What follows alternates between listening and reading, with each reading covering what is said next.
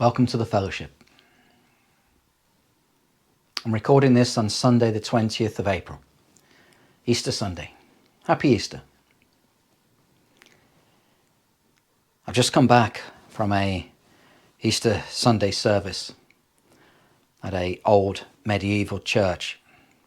It's a Grade 2 listed building. Beautiful old building, been in place, the original part, for the last 800 years. After 20 minutes of the service, and during the second hymn, I got up and walked out.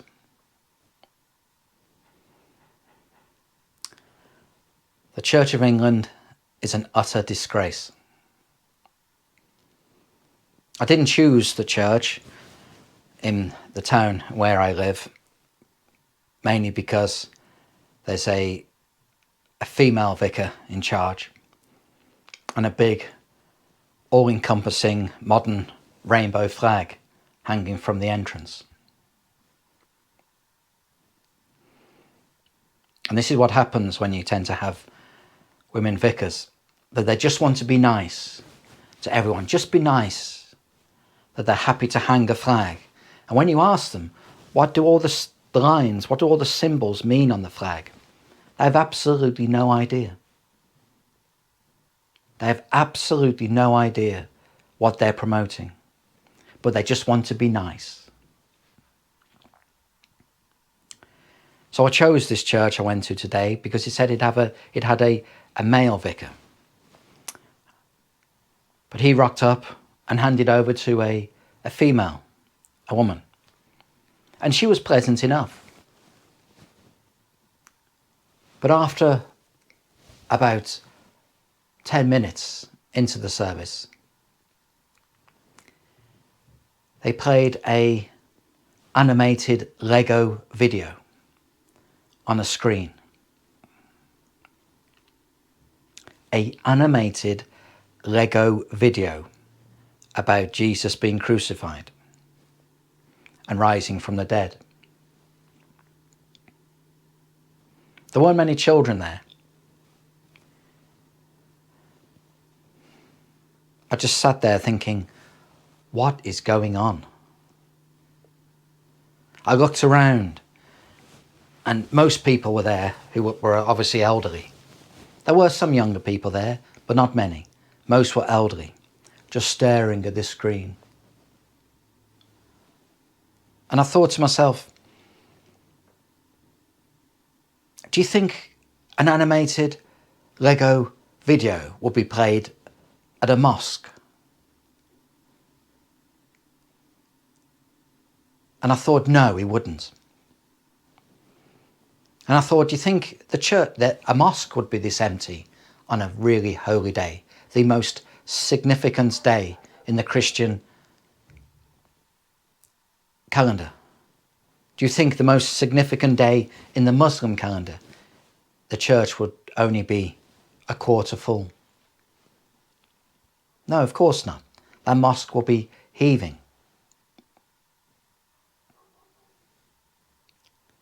I looked around and I thought, the only thought that came to me was utter weakness.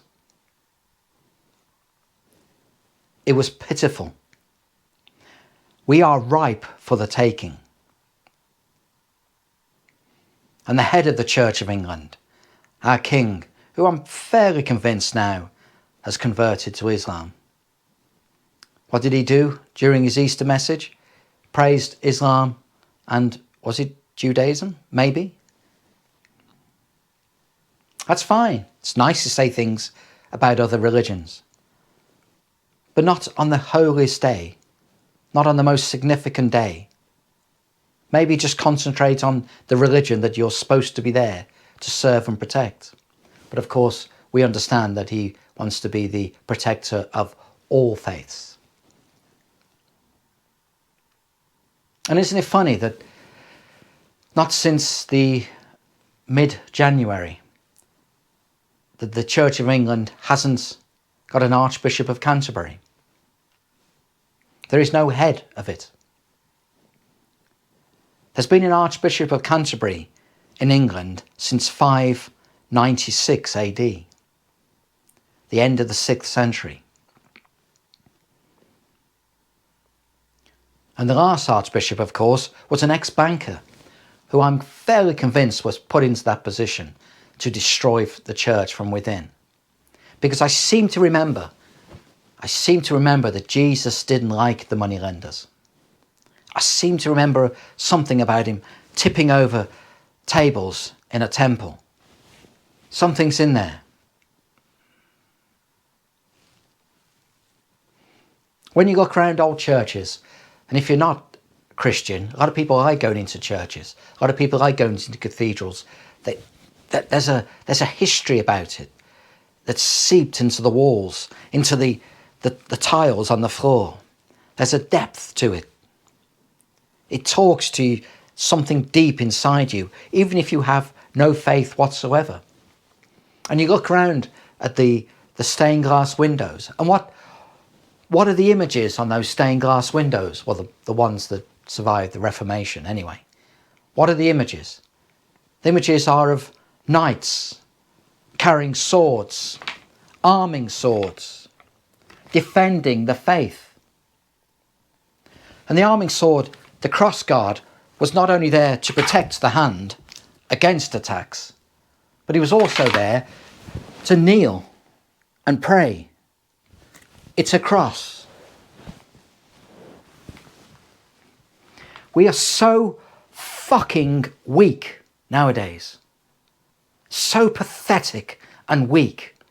It's an embarrassment. It's an absolute embarrassment. And the Church of England is the biggest embarrassment. Mind you, Catholics are much better with the current Pope. He hosts transvestites and transsexuals and all kinds at the Vatican for a lunch. Great.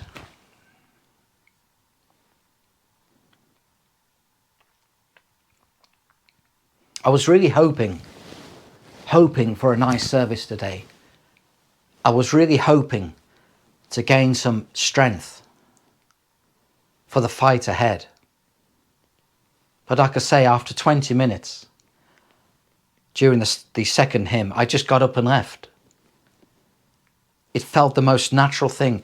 It felt like it was painful being there. It was painful.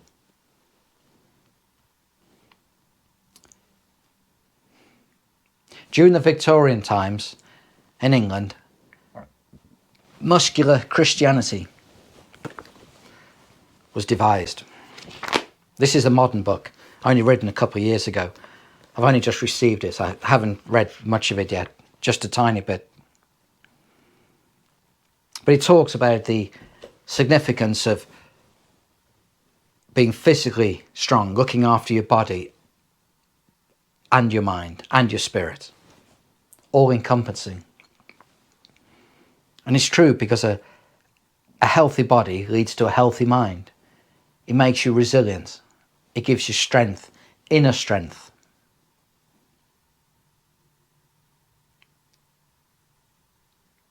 And that's what we need, because we have one hell of a battle on our hands.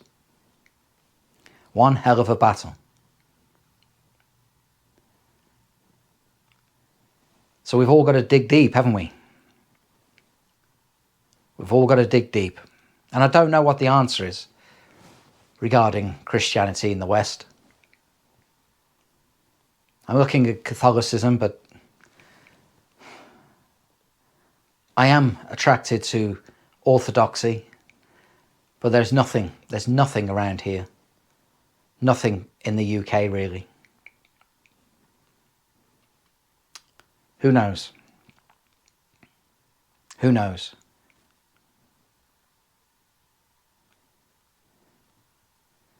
But either way, get some people around yourself. People you like, people you can trust, people you can vent to. And I'm sorry that this video is a bit of a venting video. But do that and vent and then carry on. Carry on your role. Carry on, like I will carry on my role, which is to make videos to hopefully encourage you and myself and others to go out and spread the word. It is an odd one, isn't it? How ethno-nationalism is a term that people use now. Of course, it was never a term that people used to use because ethno-nationalism was just normal. If you went to England, you would find the ethnic English there. If you went to France, guess what? The ethnic French would be there.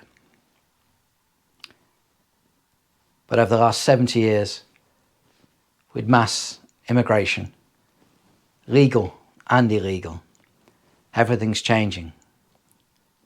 So we do have a fight on our hands, a verbal fight at the moment, and we'll see where it goes. But stay strong, stay determined, look after yourself, and keep up the good work. Keep up talking to people. A target every day, at least one person, one new person you're talking to about the future of our country and where it's leading. Talk to them. Ask them questions. Ask them what they think is going to happen in the future. Shine that mirror up towards them so they can see what's going to happen. Things are moving. Conversations are changing. The Overton window is shifting. And it's all about timing. Life is all about timing. If we can shift, if we can help shift that Overton window, then a political movement will come about that takes it, that will run with it. But we have to do our bit. We have to take responsibility and do our bit.